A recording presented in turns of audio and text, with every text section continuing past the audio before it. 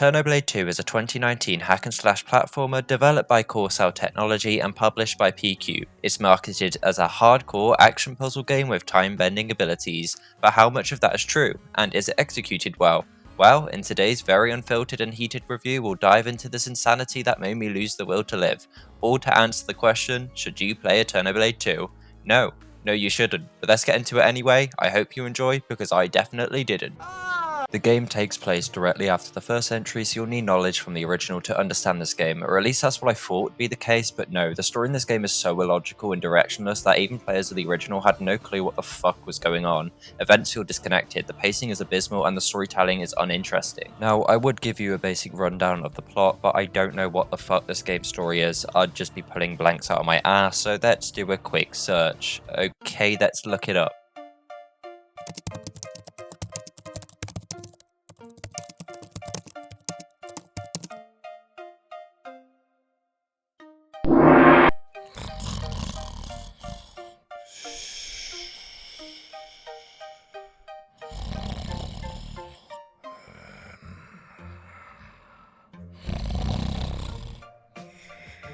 So Freya encounters a dark hole that appears in the sky, evil forces appear, and that's it. Basically just an MMO. Even Google fails to comprehend whatever the hell this masterclass in storytelling is, nor does any community forum.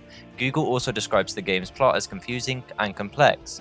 They could drop the complex part, because all it comes down to is an uninteresting simple plot that tries so hard to be different but ultimately ends up making everything impossible to understand, leaving pure confusion and disconnection. It doesn't help either that I couldn't care less about a single character. Now, I didn't play the first game, but even if I did, I doubt it would matter. There are many examples of sequels where you can hop in and get a recap of the previous game through the story itself or an optional cutscene, and you'll still grasp an understanding of the plot and its characters, but here there's nothing like that.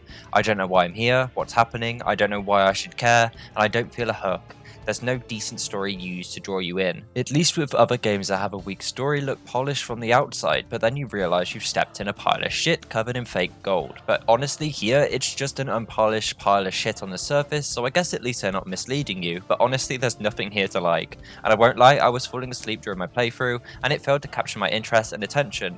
Of course there is more to the plot, but this is a spoiler-free review. But honestly, I'd rather watch cats on 0.5% speed on repeat for a month than sit through this pile of garbage again. Yes, that may be harsh, and I understand this is an indie game, but when something is genuinely terrible, I have to be honest, especially since there are many examples of indie games with a similar budget that came out in 2019 that succeeded with telling a compelling story. Another issue I had whilst playing was the voice acting. It's genuinely terrible. Now, it's actually the fun kind of bad, as I found myself laughing at how terrible and dumb Ree's characters sounded. So behold, the greatest voice acting of all time. Where am I? According to the legend of Chronosia. Then your bloodline have brought you to the Aeternoblade. Roger that, Captain. That is our mission. Bernard, we've been out adventuring since we were children. I hope today is not our last.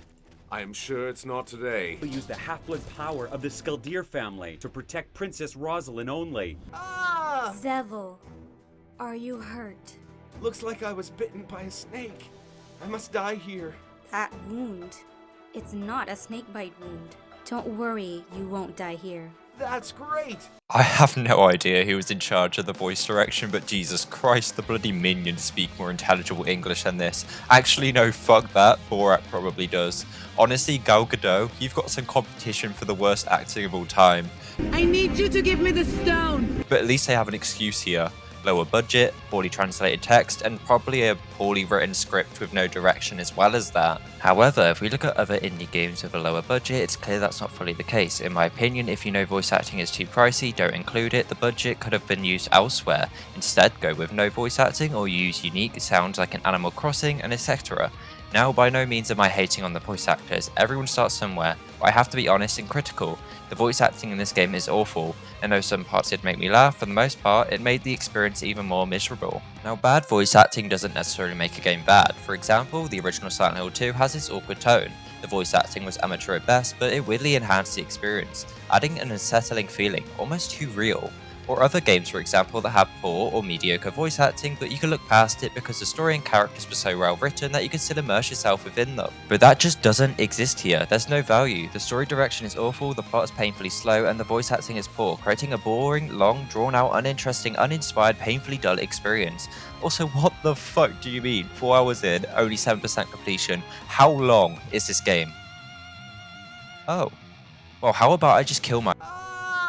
So, the devs described the game as a hardcore action platformer, but is that actually the case? It's an action platformer, yes, and there's some pretty cool concepts used, like all of your abilities evolve in time in some way, which I found pretty interesting. For example, each character has a different ability evolve in time. One can slow down time, another can alternate between timelines and fight in another dimension, and another one can teleport.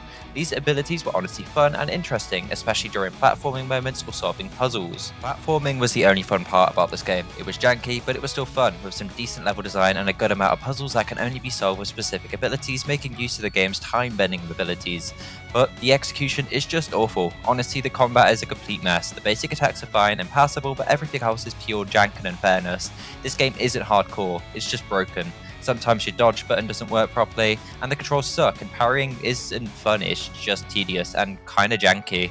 There's a lot here that I feel like the devs really put a lot of thought into, but the execution just didn't really work out for them. As an action game, it's passable, but being marked as hardcore is just a straight up lie. No, I can definitely see the recipe for a cool concept, but it just fell short. Boss fights were especially bad. They were boring, long, and janky. The platforming was genuinely fun, but other than that, the whole system just sucked, which is genuinely unfortunate because I could see that there was some passion put into the system, but in the end, none of that matters when it barely functions. It's like calling something a Souls-like, but needing to gamble to parry for it to work with a 50% chance. And overall, what the gameplay comes down to is an interesting concept, pretty good level design, and puzzles, but awful combat, which is its main selling point. It has some good parts, but overall it failed to capture my interest, and honestly, I don't think there's anything I could add here, so let's move on to the final verdict. Aeternoblade 2 is genuinely one of the worst games I've ever played. I understand that they had some issues with development, but the quality of this product is virtually non-existent. It would have functioned better as a side-scrolling puzzle platformer, and I would have enjoyed it. I do love one thing about this game, however, and that's the genuinely great menu music. Across through time, for days, for years. But other than that, my experience with this game just missed any value. Honestly, I have a feeling this game would be super fun to take the piss out of with your friends in a Discord call. That would make the game fun.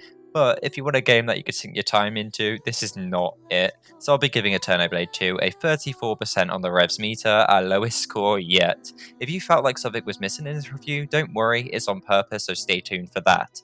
But with that being said, if you have any feedback or criticism, then let me know in the comments. I strive to create the best possible reviews, and if you enjoyed the video, don't forget to like, comment, and subscribe. It really helps. Thank you for watching, and I'll see you in the next one.